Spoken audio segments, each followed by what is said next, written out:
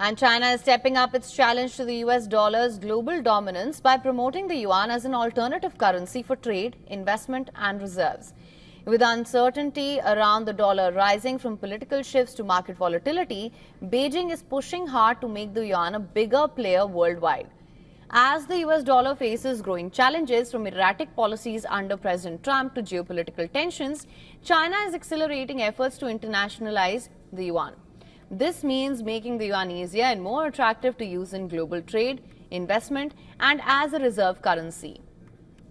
Recent measures include allowing foreign investors to trade more yuan-dominated futures and options and expanding access to China's domestic markets.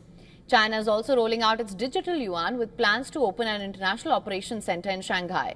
And this digital currency aims to be a modern alternative to cash, potentially making cross-border payments faster and cheaper.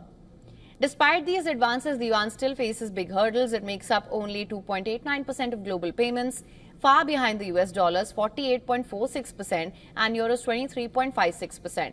And in foreign exchange reserves, the yuan holds just 2.2%, though its share in China's trade settlement has grown to 26% and is expected to hit 40% by year-end. Global central banks are increasingly diversifying away from the dollar, and a recent survey of 75 central banks managing the $5 trillion showed one-third plan to boost gold holdings. The dollar dropped to 7th place in preferred reserves, with 70% citing US political instability as a concern. Meanwhile, 30% plan to increase yuan holdings over the next decade, potentially tripling its share to around 6%.